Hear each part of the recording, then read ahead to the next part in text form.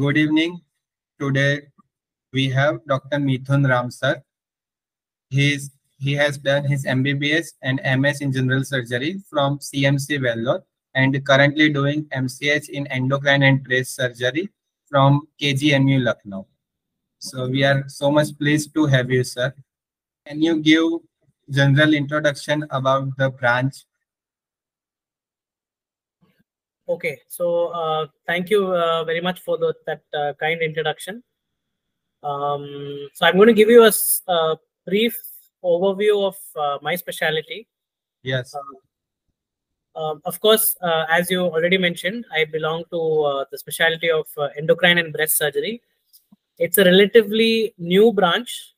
In fact, a lot of people are very surprised. They're like, "Ye kya hota hai, endocrine and breast?" So there are people who ask like that. But this branch has been there for the last, at least, I can say easily about 10 to 15 years, at least from the early 2000s. This has been there in our country. And it is an upcoming branch, not only in India, but all over the world. And this is definitely a branch that is here to stay. So as all of you know, especially people who are interested in surgical field and people who want to do general surgery and super specialize, there are a lot of steps in that process, including starting off with a broad specialty, that is general surgical training, and then going into a subspecialty. So in that way, in India, this has become a new subspecialty, whereas abroad there is still, there is no clear definition. There are some people who do both general as well as endocrine surgical work, and there are some people who specialize only in endocrine surgery. So endocrine surgery per se is essentially a surgical field that deals with all endocrine organs. So if you look at the ambit of this specialty, predominant, so to say, bread and butter of our work involves the thyroid gland. So the other glands that we do involve ourselves, apart from the thyroid gland, are the parathyroid glands. We also operate on the adrenal glands. We deal with neuroendocrine tumors, especially of the pancreas. And in some centers, there are people who also deal with neuroendocrine tumors elsewhere, like small bowel, intestine in general. This is predominantly our area of work. Apart from this, most of the centers that are currently training for MCH endocrine surgery also do a lot of breast surgery. So now that is debatable as to why breast surgery is part of endocrine, but being a hormone responsive organ, it is also comes under the ambit of endocrine surgery. So a lot of endocrine surgeons also practice breast surgery.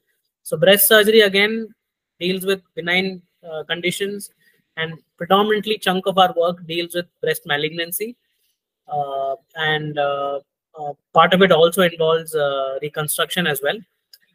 So that's essentially what endocrine and breast surgery deals with. We don't deal with pituitary and pituitary gland per se. That belongs to the neurosurgeons, belongs to their territory. But more or less, the rest of the endocrine organs are dealt with by endocrine surgeons. Okay, sir. That's so much comprehensive introduction. And since currently you are a resident, we would like to know about the life of a resident. Okay. So very important phase of life, I must say, to go through residency. Again, I assume that the audience here are going to be both people who have completed their MBBS, who are planning to pursue their broad specialty, as well as people who completed their basic postgraduate training and are planning to do super specialty training. So this is something that I would like to answer in general for both this subgroup of people. So remember, residency, especially in our context, in our country, is a very brief period. So it's actually a duration of 3 years. So it may be MS, it may be a DNB program, or it may be an MCH training. All these are going to be 3 years of core training. And remember, 3 years in any specialty is not enough. I have done my general surgery from CMC Vellore. I had done 3 years of training, following which I worked as a consultant for 3 years. following which I've embarked on my MCH. So remember that any surgical training to do in 3 years is not enough. So 3 years of general surgical training is very important, and of course working as a SR or an AP after that residency program is essential to develop overall as a surgeon. So these 3 years of training is going to be very intense. It is going to be tough. It is going to be challenging. But at the end of it, it is the hard work that pays off. It is these 3 years, the amount of obstacles, challenges that you come across, the colleagues you deal with, the seniors, the juniors, the faculty, the patients who get operated by you. These are going to be the people who are going to be giving you training for your lifetime. And it is, I must tell you, worth these 3 years of hard work. Residency life is a lot of responsibility, especially for people who are eyeing for surgical branch. It involves long hours of work. It involves a lot of physical effort in terms of standing for long hours, operating for long hours. And not only that, operating for long hours also requires a lot of concentration. There's a lot of mental work also. A lot of medical people or medically inclined people think that surgeons don't need to think so much. But trust me, surgeons do need to think a lot. It's a lot that is literally in your hands that you are responsible for. So a lot of hard work that you put in during the 3 years of residency really pays off and shapes you as to what kind of surgeon or a consultant you're going to become. So if you ask me about endocrine surgery in specific, now compared to other branches, endocrine surgery, at least what is popular opinion is that it's a relatively lighter branch. We don't have real emergencies, in the sense we don't cover general surgical emergencies. So that way, we don't deal with trauma. We don't deal with a lot of morbid conditions. So that way, our emergency surgical work is very limited.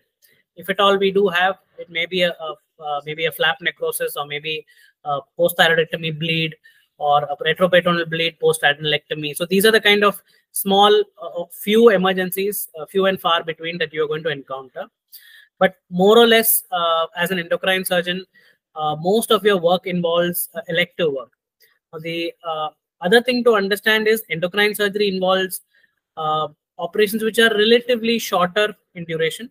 So your turnover is a lot. You're going to be dealing with a lot more patients. And as I told you, predominant organs that we deal with are thyroid, parathyroid, adrenal, and breast. So these are operations which are not very morbid. So you're going to have patients who are going to, you're going to have happy patients at the end of it. You're going to have patients who are going to stay with you for a long periods of time because their longevity is very good. So that way, this branch is very, very satisfying. And life as an endocrine surgery resident is very interesting. This is actually something that one of my teachers had told me, that as an endocrine surgeon, you're not only a surgeon. Actually, at the basic of endocrine surgery, you need to be a good physician. And you also need to be, as popular belief is that anatomy is the only subject that you need to learn to be a good surgeon. That's not how endocrine surgery is. It is a branch which integrates basic sciences very, very, very deeply. So you need to be good at biochemistry. Without biochemistry, you cannot be a good endocrine surgeon. You need to be good at physiology. Of course, you need to be good at anatomy because you're a surgeon. And you have to be good at medicine and endocrinology. And of course, a lot of other paraclinical subjects. Pathology to a large extent is very intricately connected with our specialty. And we do deal, since we deal with a lot with oncology, so we do deal with radiotherapy, medical oncology, and these are the kind of subspecialties that we deal with. So life as a endocrine surgery resident is not as tough as or not as strenuous as how it is for some of my other colleagues, like say gastrosurgery or neurosurgery. Life as an endocrine surgery resident is relatively better. But remember, you're going to have a lot of patients, a lot of turnover, and a lot of reading to do. So that's what separates us from any other specialty. So we do a lot of reading. We have a lot of medical background. We also manage the medical part of the diseases apart from the surgical aspect. Okay, sir. So yes, that's true that very few surgical specialties are there where do you have to medically manage the patient also. So it must be a balancing thing must be difficult that you have to manage. Okay, sir. So you described very well that how endocrine surgery work is done. So can you tell me what are the things that you love about endocrine surgery, like being in specialty? Yeah. So the things about endocrine surgery, as I told you, I am a person who really loved basic sciences. So maybe somewhere at the end of final year, when you're kind of not sure where you want to go, are you going to go towards a medical specialty, surgical specialty? So that was the phase in time where final year kind of the pieces of the puzzle kind of fit in, because when you're in first year, second year, a lot of the things you're reading are not making much sense. I mean, it's a lot of volume. Suddenly you're 17, 18, you're in medical college, you're reading things which some of them you understand, some of them you don't. So at one point in time, you kind of tend to think, why am I reading this? Why am I reading pathology? Why am I reading this in microbiology? What is biochemistry is probably one of those subjects where you have no idea why you're reading this. But as you go further, I think as I was preparing for my general surgery, that is when things kind of fit into place. You kind of understand where biochem, physio, anat, and all these subjects gel into your clinical practice. And that was one of the things actually that really pulled me towards the specialty. Being a very young specialty, it has got huge potential and scope for research. I think that was also one of the important points for me. I'm very inclined towards clinical research and basic science research. So that is also something that really pulled me towards the specialty. And I must say I was a bit biased because I did have a little bit of exposure to endocrine surgery in CMC Vellore. We have a very good department there. And as a post-MBBS person, I worked for a year in endocrine surgery. So I did have some basic exposure to the specialty. And I really got the good positive vibes from the specialty. The people were good. The work environment was good. The subject was good. A lot of things I could understand. In fact, I also worked in nuclear medicine for a year. So it kind of, everything kind of fit in together. So a lot of interesting things, a lot of new things to learn from the specialty. It's what, as I told you, it's not just about the operating. You have to understand the disease. You've got to understand, so every clinical disease, the clinical symptoms are all because of either hormone excess or deficiency of the hormone. And it's very intriguing and interesting to read into why each symptom happens and why does every particular disease present in a particular way. So these were sort of very interesting things to look at surgery from a medical perspective. I think that is what drew me to this specialty. And of course, it is very satisfying to be in the specialty because your operations are not that morbid. Patients recover fast and they stay with you for longer periods of time. It's a specialty that really gives back to you. It gives you the satisfaction of doing good surgical work and seeing good surgical results as a surgeon. Okay, sir. So we can summarize that by doing medical work, connecting all the subjects and seeing the output good, you love this specialty. That's true. That's true. That's true. And sir, you mentioned about the research work. So how is research work prevalent in the endocrine surgery? Okay, so research work, if you look at it again, there are two kinds of research work. One is basic science research and the other is clinical research. So both, there is a huge scope in endocrine surgery. There is a lot of biomedical and even molecular level research that is currently going on, both in terms of endocrine as well as breast surgery. So there is ample scope to embark on basic science research is a bit more challenging because to do a little bit of molecular level studies, to do biochemical or physiology based studies, it requires inputs from other people. So you have to collaborate. So remember, no research in this current day world will be successful without collaboration. So we collaborate with a lot of other specialties. We collaborate with pathologists, biochemists, radiologists. So a lot of other specialties we collaborate with. And there are a lot of opportunities. There are a lot of funding agencies like ICMR, CSIR grants. So a lot of funding agencies are available to embark on clinical research. You need a very good guide. You need a very good research topic. And those are something that are essential to embark on basic science research. Now, clinical research is more of what we do. So clinical research for us is essentially aimed at answering some difficult problems that we face in day-to-day clinical work. Let's say, for example, we do mastectomy for breast cancer. So are we going to put a drain, or are we not going to put a drain? Are we going to use 2 limbs of a drain, or are we going to use 1 limb of a drain? So is that going to change our practice? Is that going to reduce our complication rate? We use Lugol's iodine in Graves' disease. So is theoretically it is supposed to reduce bleeding and complications. A lot of surgeons, if you see, do not use it. So does it really work, or is it just a traditional practice that we follow? So these are questions that arise day in, day out in our practice. And these are questions that we are trying to answer. We're trying to change practices. We're trying to make things easier for patients, cheaper for patients, lesser amount of drugs, safer operations. And of course, the current in thing is minimal access surgery, robotic surgery. So these are all new aspects of surgery in general and endocrine surgery in particular that are coming in. So these are things that need to be studied, and there is ample scope in this specialty, and there is ample guidance with very good faculty across the country. So research, it is fertile ground for research in endocrine surgery. Okay, sir.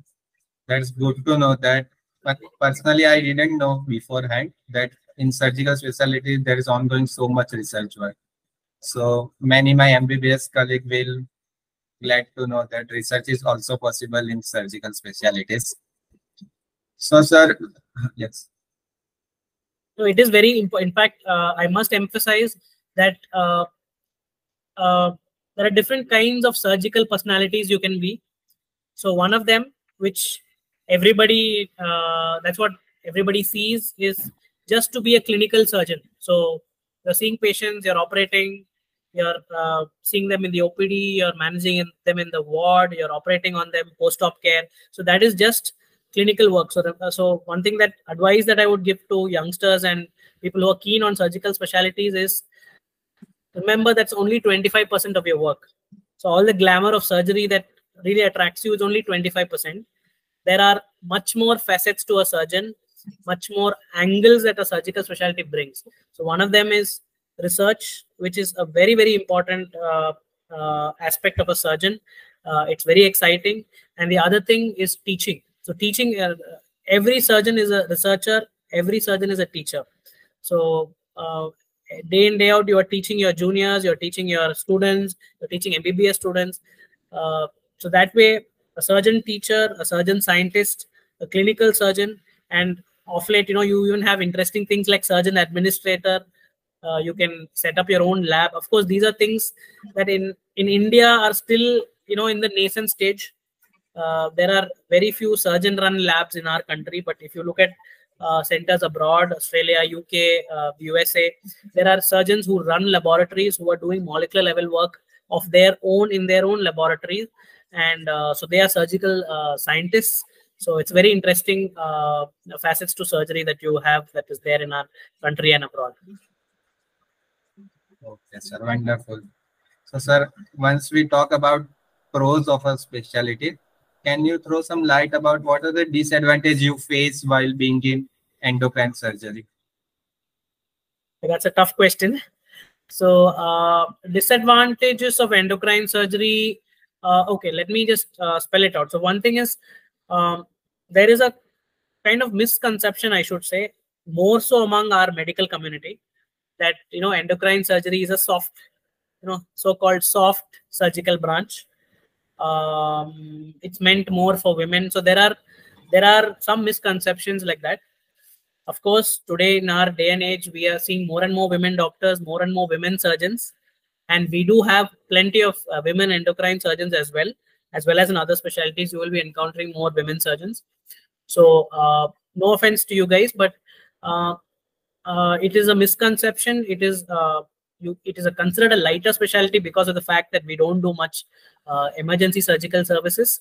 But let me tell you, in terms of the surgical skill that it requires, in terms of the amount of surgical finesse and surgical aptitude and attitude that it requires, it is more or less equivalent to any other surgical branch. The other disadvantage, if I was to say, is there is some overlap. If you look at endocrine surgery as a specialty, now if you look at it, that can be said for a lot of specialties. If you look at surgical oncology, for example, let us take surgical oncology, for example. It is essentially surgeons who are operating on cancer. So they specialize in operating on the cancers. Now they will have overlap with almost every other specialty. You take a gastrosurgeon, so they are also operating on malignancies of the GI tract. You take endocrine surgeons, we are operating on malignancies of the thyroid or the adrenal or the breast. So gynecologists are operating on gynecological malignancies. So there's a lot of overlap amongst these specialties. So we look at endocrine surgery in particular. Thyroid does have a lot of overlap. So a lot of general surgeons who do thyroidectomies, a lot of ENT surgeons who are doing thyroidectomies. In fact, I have even come across maxillofacial surgeons and dental surgeons who are even, embarking on thyroidectomies. And surgical oncologists, of course, do a lot of thyroid oncology as well.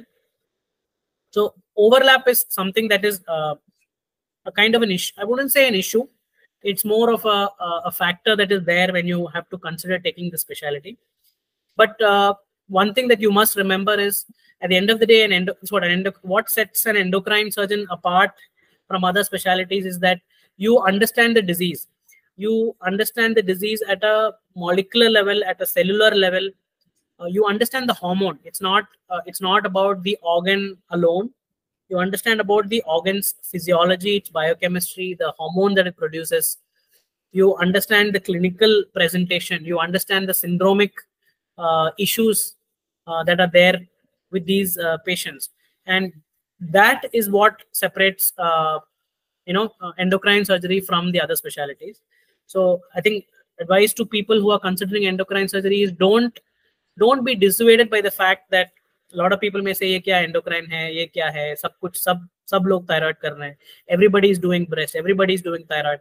But that's not what counts in the long run. So what counts is what is your understanding of the disease, what you offer to the patient. So endocrine surgeons are, so to speak, are functional surgeons.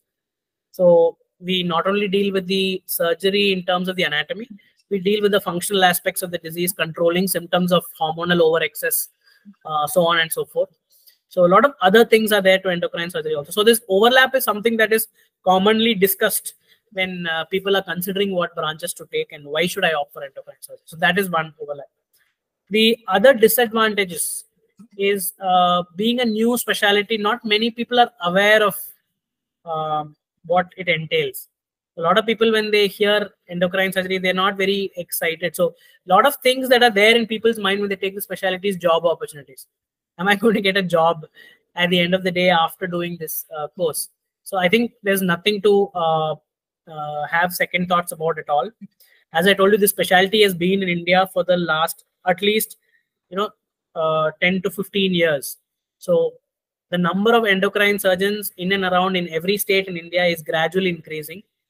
And the number of patients who previously did not know who an endocrine surgeon was, who have started coming to an endocrine surgical clinic purely because of the quality of your outcomes, the quality of your work, the way you handle your patients, and your knowledge about the disease, the way you educate them, about the prognosis and the complications of the surgery. So patients have become more and more educated. Patients know how to differentiate a person who knows what they're talking about from somebody who probably has just done a handful of those cases. So that's what the current day and world is.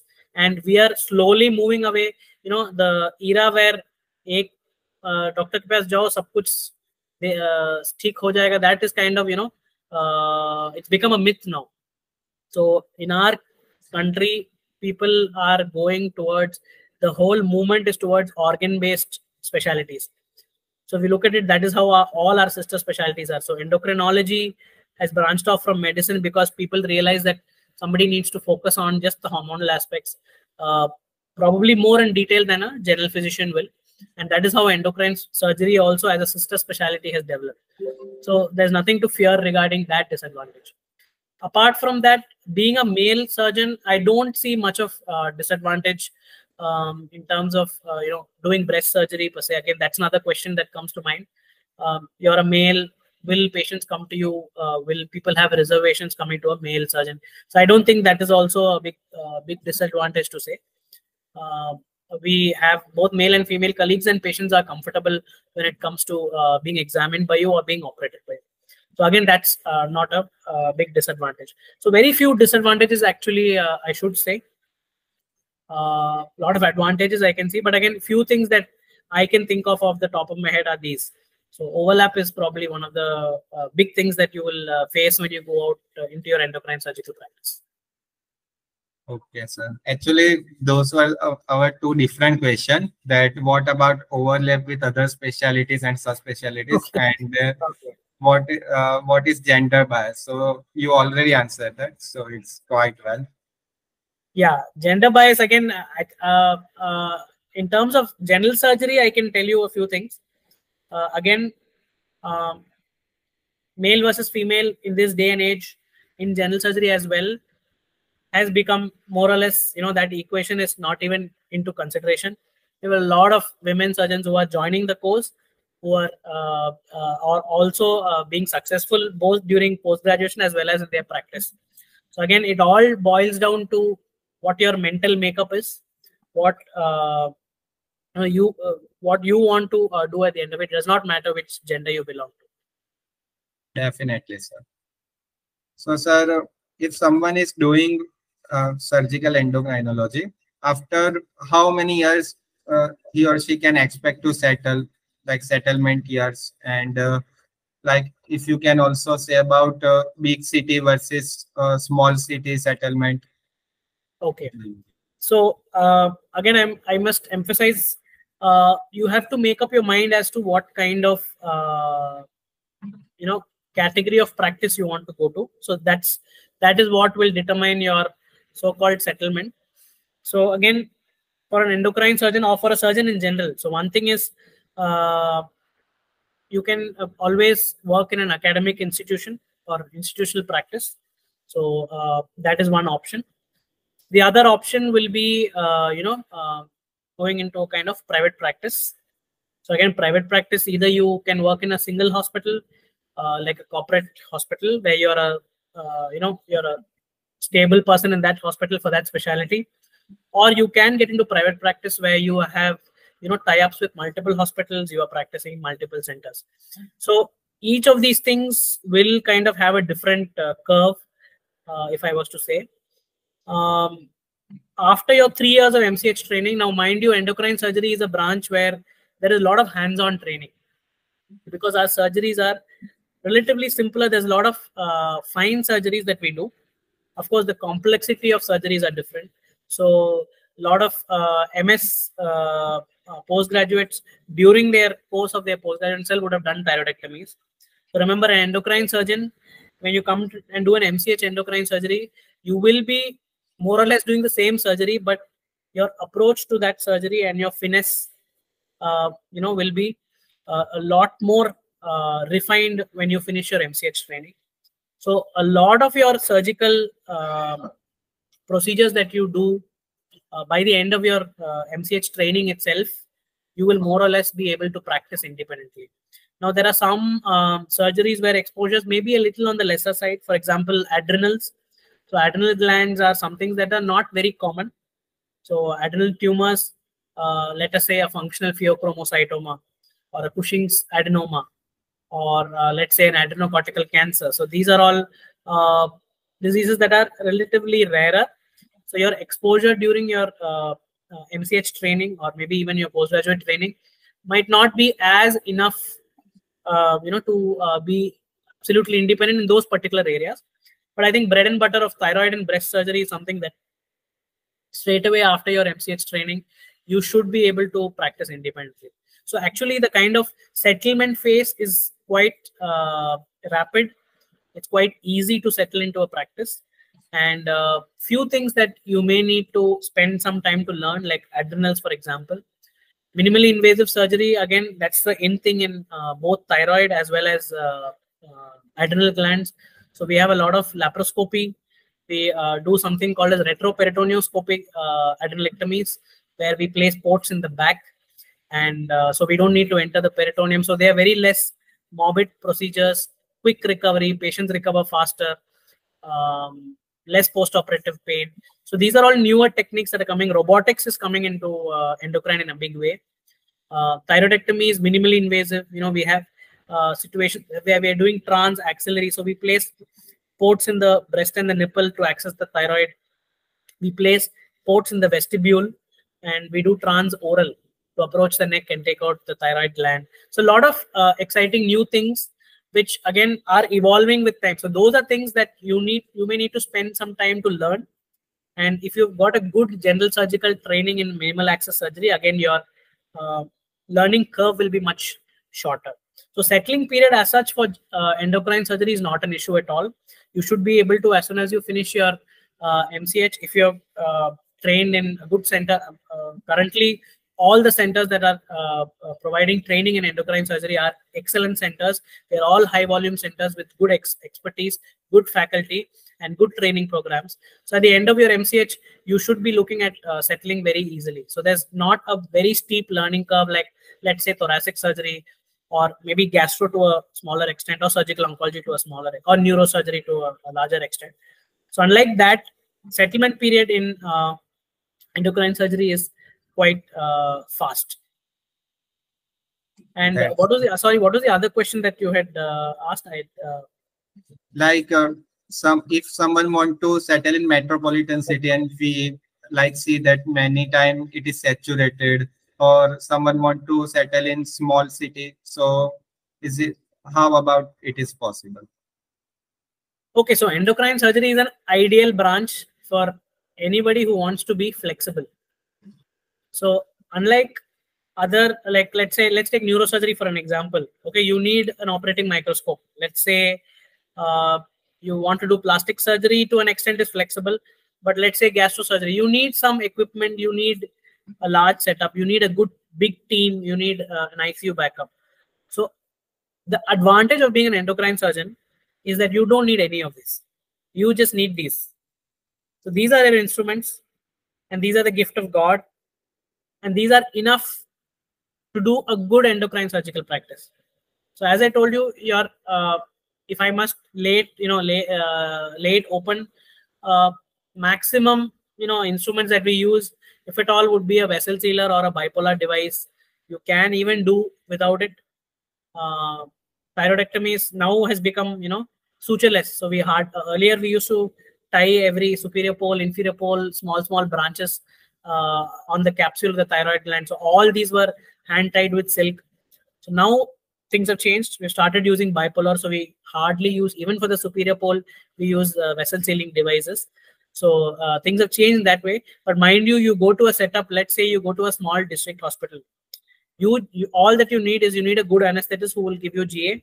You need a basic surgical setup with basic surgical instruments. That is enough to do a good endocrine surgical practice. So that way, it is very flexible in terms of settling in a smaller city or a larger city. So in terms of patient population, now let's look at it that way. In terms of operating, it's not a big deal. You can operate either places. In terms of patient population, now let me tell you,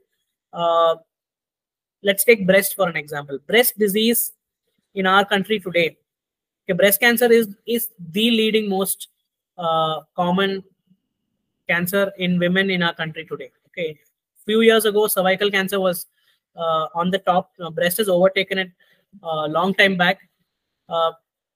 It's so rampant that all of us, even our kith and kin, we will be seeing patients who have some issues with the breast or breast malignancy. So it has become so common that whether you are in a metropolitan city, 2-tier city, 3-tier city, you're in a town, or You may even have a smaller town practice. Your amount of patient load will be adequate. The number of women who are having benign, not even, let's forget about breast cancer for a moment, even patients with benign breast disease, which forms, let's say, even 55 to 60% of your outpatient population will be patients with benign breast disease. So a lot of women are aware of the disease. They come to the doctor, and you are the right specialist to see them. Your practice will have no issues, even if you are in a smaller town. So again, it's all up to you of how you want to build up your practice. If you're in a larger city, you may have to deal with working in a corporate setup. And again, there will be this issue of overlaps with an oncosurgeon or a head and neck surgeon or an ENT surgeon. So that is something, again, seniors I know, colleagues I know have done really well in 3-tier cities. Also, have also been doing very well in metropolitan cities. They're working in corporates with, having an ENT surgeon, having a head and neck surgeon in the same hospital, yet they're doing good surgical work. So again, a lot of these issues are not a big deal. So it is ideal for both kinds of practice. In terms of settling down, maybe it may be easier if you're in a 2-tier city, because your competition or so-called competition will be lesser. Saturation will be a bit lesser. But again, it should not be a big factor at all, because ultimately, your outcomes will bring you patients. So that's not a big problem at all. So both, it is suitable for both metropolitan practice as well, and for smaller hospital practice. In fact, we used to do a lot of outreach programs. We used to do a lot of surgeries in smaller hospitals also. From Vellore, I have gone to nearby districts. In fact, we used to have a operation theatre crunch. So we used to go and operate in smaller hospitals. We used to pull in patients from camps. We used to go to a place called Kotagiri, which was in the Nilgiris. It's a very small hospital, which has a full-time anesthetist with a general anesthesia setup. So we have done thyroidectomies there. So I mean, sky is the limit if you really want to take it up to that. That's true, sir. And if you know about what compensation someone can expect after becoming like recently graduate or after say 10 years. Okay, so again, it does depend on where you are where you're looking at practicing. So it depends on what your outlook is. If you look at, I can tell you things from a let's say an academic perspective. So most of the government colleges pay quite well. I think more so in North India than in South India. So if you look at post MCH as an AP, you're easily looking at least at about 1.25 to 1.5 lakhs per month. So that would sort of be where you would be starting at as an assistant professor when you finish your MCH. Whereas in the corporate, again, it depends on your the kind of deal that you have with your employer. So that could be either, a lot of people work on a semi-salaried mode. So you get a fixed pay, and then depending on the number of cases you do, you can get a percentage of the operating fee. So again, that situation, I think you can look at easily about 2 to 2.5 lakhs per month. So that's the kind of current scenario we are in. And 10 years of experience, again, in the corporates, it depends on what kind of workload you're putting in. So there are people who earn a lot, who are earning, close to 5, 6, 6.5 lakhs a month. And again, that depends on what caseload you're willing to take upon yourself, and the number of hospitals you're willing to visit, and number of the difficulty of cases, and those kind of factors do come in to play. And I think as a professor or a HOD of a department, again, mind you, this is a young specialty, so your climb up the ladder also will be faster. So currently, if you look at the scenario, the graduates are passing out of an MCH. They are going to newer places. They are joining a kind of general surgical setup, building up numbers, and slowly setting up their own units. So that's how endocrine surgery is developing. So I think 10 years down the line, even as in an academic setup, you can easily look at 2.5 lakhs a month as a rough remuneration package. So that's how it would be. Okay, sir. That's informative. And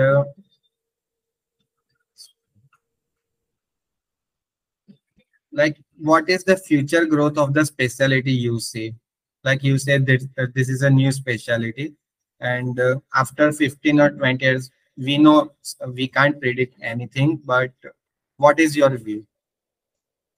As I told you, I think this specialty is here to stay. We are moving towards organ-based specialties. So if you ask any patient, they are more, if a patient has a thyroid disease, whether it is malignant or benign, they would rather go to a surgeon who has done more number of operations on that particular gland, because they know that their complication rates are going to be lesser, hospital stay is going to be shorter, outcomes are going to be better, follow-up is going to be better, because they understand the disease better. So that way, the numbers in endocrine surgery are only on the rise. I have not seen a downfall at all from the time this specialty has been there. It has got more recognition amongst the surgical colleagues. Among the surgical societies itself, endocrine surgery has slowly grown. It's become more recognized. So there are ENT surgeons, there are general surgeons who kind of refer in patients. Now, any benign thyroid, small goiter, anybody would be able to do. But a difficult thyroidectomy, let's say Graves' disease, a hyperthyroidism, or a patient who has a locally advanced thyroid malignancy. So these are difficult areas, difficult operations, and these are better done by high volume surgeons who are, at least doing enough number of patients a year with very few complications. So I think the move there is that surgeons themselves have kind of recognized the specialty, that these are people who are more tuned to doing these operations, and hence refer them to us. So that way, the specialty is definitely on the rise. Future in terms of I think in terms of training, there are a lot of scope in our country, because newer colleges have opened up. There is in Jammu and Kashmir, there's a new center that has opened up an MCH training program. AIMS is opening up a lot of endocrine and breast surgical training programs in various branches right now. I think Delhi and Rishikesh are having opportunities to train. So at present, we have these newer institutions apart from the four main institutions. So newer centers are opening up for MCH training, and that way the future of the specialty is very bright. I think going forward, as I told you, we technology will play a big role in the specialty also. Robotics and minimal access will it's inevitable. It is inevitable that is going to come into the specialty. But mind you, whatever said and done, a good open thyroidectomy, a lot of issues for minimal access thyroidectomy is about hiding the scar within the clothes and no visible scar in the neck. So whatever said and done, at the end of the day, a good thyroidectomy, with even if it is a large, a long incision, heals beautifully well if it is done in a proper fashion. So that way, there are some things that cannot be replaced by technology, but the way forward in the specialties, you have to keep in touch with newer modalities of operation, newer modalities of diagnosis, newer guidelines. Everything is changing day by day. So that's why it's an exciting field, and that's why this is something that you really have to keep pace with to catch up with what's happening in and around the world. So future is very bright for this specialty. Okay, sir, wonderful. Actually, that's also our one question, that how technology like artificial intelligence and other robotics will help you in this specialty. That's a very interesting question, actually. Now that you brought it up, I think I have already spoken about robotics and minimal access. Now, one thing that what endocrine surgery also shows you is it shows you the other side of robotics and minimally access. So this is a very strong point that I have taken from one of my teachers who's very close to me. So he always used to say that, technology should make your life easier. If technology is not making your life easier, then probably it has not much role and not much place in your practice. So one thing that we keep in mind in endocrine surgery is a lot of these things, like let's take minimal access thyroidectomy itself. Now, as I told you, there's one approach that you can do from the axilla to the neck. There's an approach from the oral cavity to the neck. So these are two different approaches. And sometimes when you're doing these operations, you tend to think, is this really minimally invasive or is it maximally invasive? So these are, points to ponder. So is this really making your life easy or is it making your life difficult? If you look at robotic thyroidectomy, okay, there are thyroidectomies where you take an incision in the retro-auricular region from behind the ear. You place your robotic ports and the flap is raised all the way down along the sternocleidomastoid into the neck. So again, the question is it really making a difference? Is it really minimally accessed? So a lot of these gray areas are there. So it's not, I wouldn't say blanket that, minimal access is the way to go, or it has to be the way where this is progressing. In endocrine, it is debatable. There are certain areas where they are useful. There are certain areas where a good open thyroidectomy itself will give you good result. So again, that's a thing that has to be kept in mind. Now, the next thing that you mentioned, AI. Again, ChatGPT, I think, has really got AI into the conversation. So AI in endocrine surgery is again it's a bit too early in our specialty. There's a lot of research that is ongoing in this field. So we look at, let's take thyroid nodules, for example. So let me give you an example where we have some borderline categories. When we do an FNAC for diagnosing what kind of nodule this is, whether it's benign or malignant, there are some nodules that sit on the fence. We don't know whether this is a benign or this is a malignant nodule. Can this nodule be kept on follow-up? Or should I go and operate and take this out? Can this become malignant in the future? So a lot of these questions are not very clear. So right now what we have as standard of care is we have ultrasound, we have FNAC, and finally we have a surgical biopsy.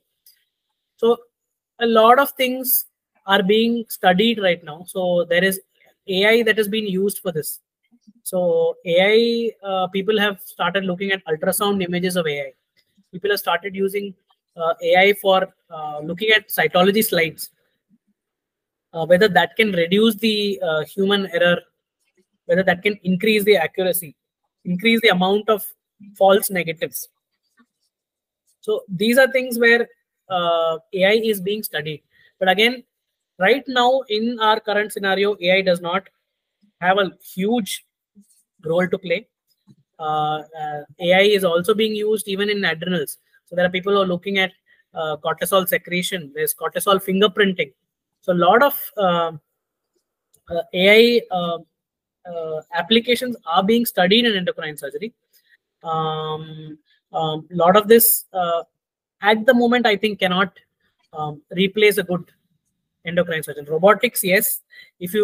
Interesting thing, I was recently looking at evolution of robots and robotics relevance in endocrine surgery. So if you look at evolution of robots, we are currently probably at second gen or maybe going into the third generation of robots. If you look at what is predicted in the future, fourth generation, fifth generation, where AI is integrated with the robots and they can start making surgical decision on its own. Now, if you ask me, that's a bit scary to think of that, but I don't think we are right now in that kind of, at least in the next 15-20 years, I don't see us being in that kind of era.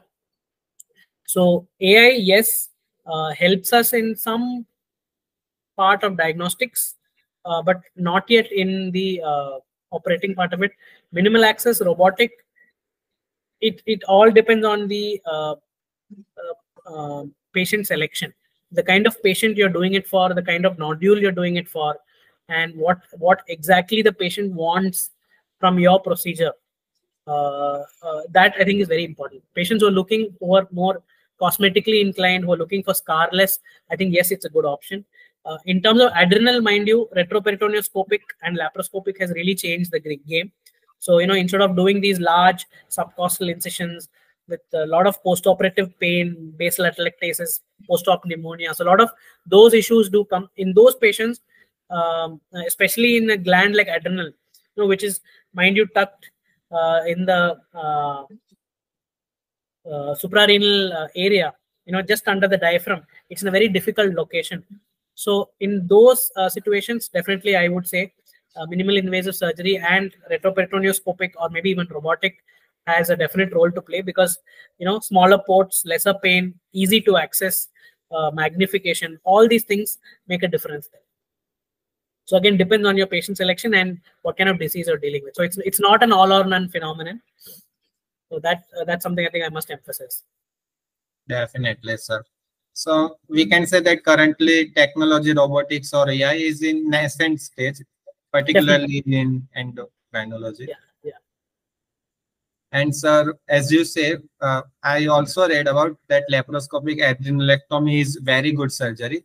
So if someone wants to pursue this MCH endocrine surgery, what factors they should consider before choosing the college? Like this facility should be present, or what type of department they should prefer?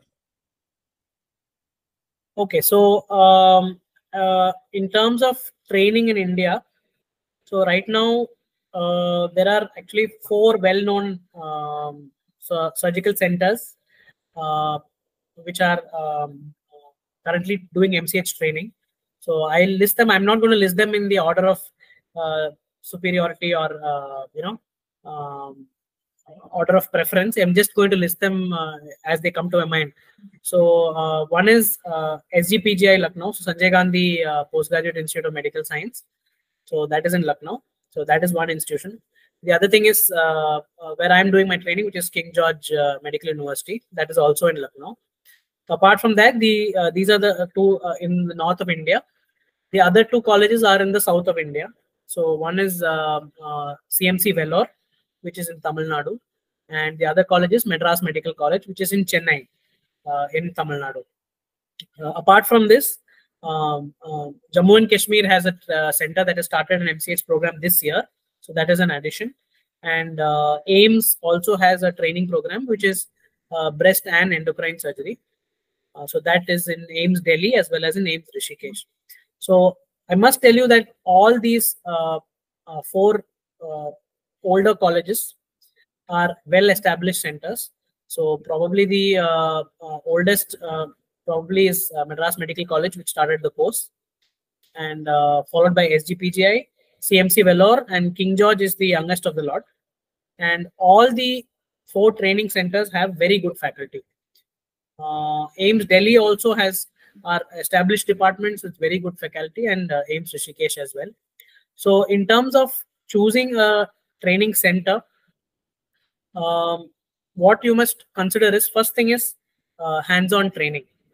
So in a surgical specialty, I think that is a very, very probably the most important factor, because at the end of the day, the 3 years limited time that you have to hone your skills, to perfect, to refine your skills and come out as a good endocrine surgeon lies in the amount of hands-on training that you're going to get. I don't believe in the word cutting, so I'm not going to use the word cutting. It's a very popular term amongst surgical trainees, but hands-on training is very important. So that's a very, very important factor in choosing. Second thing is, as I told you, patient load. So remember, not only the operating, it's all about seeing the different spectrum of diseases. So endocrine surgery, as I told you, thyroid, parathyroid, adrenal, breast, neuroendocrine, pancreas. So this is the kind of population you're going to be dealing with. So your center that you train should have exposure to all these different kinds of diseases in good numbers. So centers that all the centers do breast as well.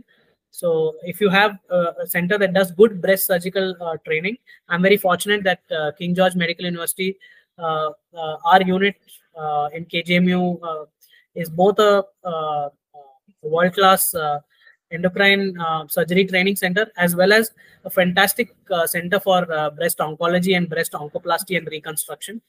So that way I'm very fortunate. So some centers may have a little bit of more breast and less endocrine, or more endocrine and less breast. So that is a bit variable. Again, depends on what you want out of your training program. So hands-on training, very important. Exposure to a good caseload, variety of cases. The third thing is good academics. Again, there are some centers which are very, very academically oriented. Now, mind you, even if you do good hands-on training, you have to be a good academically inclined person as well. And for people who are going to move out of academic institutions, going to go into private practice, going to go into corporate, that's something that you may not get later. So this is your opportunity to do as much academics, as much academic learning, as much research as possible. So choose a good center that has good academics and good research. So research also is a very important concept that has to be emphasized by postgraduates. So choose a center. I think all these 4 centers have good departments with good opportunities for research, good faculty to guide you as to what your areas of research should be, how to get funding, to help you with the research. So I think these are all the factors that I kept in mind when I chose my institution. I think these are the predominant things that you need to keep in mind. Work environment is also something that has to be kept in mind. Again, work environment, coming from South India, North India is kind of culturally very different for me, but you kind of tend to get used to it. I think current day of NEET and next, we cannot be deciding where we are going to be training. So I think work environment also plays a role. What kind of work environment, what kind of culture you are going to. So I think to prioritize, I think I would put hands-on training first, and then academics second, and maybe research on the third aspect that you have to keep in. So choose your center wisely there. Okay. So research may be cherry on the cake, but hands-on training and academics is must before choosing. Definitely. I think as an MCH trainee, those are some things that you cannot really compromise on. Okay, sir. So this is already a super specialization course. So is there any fellowship someone want to do or has to do available? There are fellowships that are available. Again, as I told you, it depends on what your exposure is and what your interest lies in. So if you look at the training programs that currently exist, there are some centers that do not have adequate amount of breast surgical volume. So there are a lot of people who opt to do some kind of specialized breast surgical training. So a lot of people do short fellowships, yearly fellowships. There are a lot of people who do breast surgical training in the country, and there are people who go abroad, especially UK is very popular for breast surgical training. So a lot of people embark on that after completing MCH endocrine surgery. So that exposes you to a lot more in breast surgery, a lot more in-depth knowledge of breast oncology. It gives you exposure to oncoplastic surgery, breast reconstruction, a bit of how to do flaps. So a lot of these things which you may not be exposed to during your core MCH surgical training. So that is one thing that people go on short fellowships to do. Apart from that, you can go on short fellowships to learn minimal invasive surgery. There are short fellowships, especially in Southeast Asia, where Thailand, Seoul. So these are all places where you can go, and Taiwan. These are places where you can go and train in minimally access thyroid surgery, so transoral or transaxillary. So these are centers where you can go train. So that is again, focused fellowships. You can go and train in adrenal minimally access surgeries, retroperitoneoscopic. Again, Germany has a center which is pioneer. France has IRCAD, which is a pioneer in minimal access surgery. So again, these are centers where you can go and do focused training. So you have to be very clear in your mind as to what specifically you want to learn and come from these particular centers. So there are opportunities for fellowships. people who want to do, now again, one thing that I must tell you, downside, which is current in our current surgical training, is probably our exposure to pancreatic neuroendocrine is not as much. So that might be again an area where you might want to spend some time getting some exposure and getting some training. So maybe a short pancreatic surgery fellowship may also be useful in the long run. And apart from this, there are, as I told you, plenty of opportunities for research fellowships. So you can go on research fellowships abroad. PhDs are an option if you're interested in doing basic science, molecular level research. Again, that's another off track. You can go into research and become a surgeon scientist. So that's also another option. Okay, sir, that's amazing. And you have told everything. So can you give a special message to someone who is want to pursue this MCS endocrine surgery?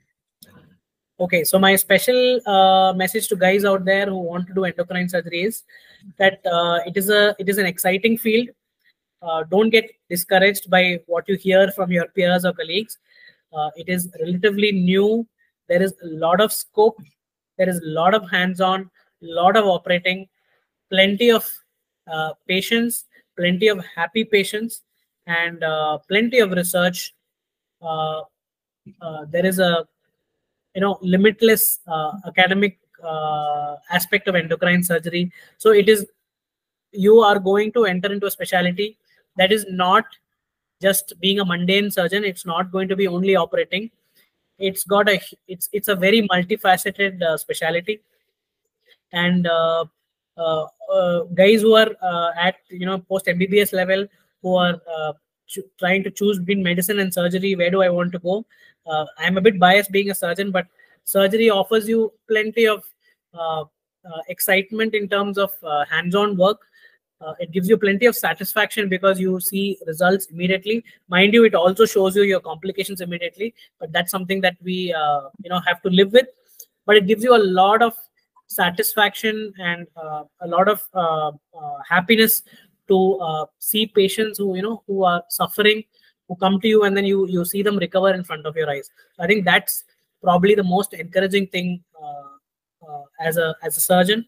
And as an endocrine surgeon, it gives you such an excitement and such a kick to understand the basic, the pathology and the basics of the disease and how it manifests, and that translates to you being a better surgeon and a better clinician. So please do join us, join our bandwagon. I think you have an exciting journey ahead in the future. Thank you so much, sir. Really, I must say you explained very well and beautifully about the branch and cleared all the doubts. Thank you for your time and wisdom. Thank you.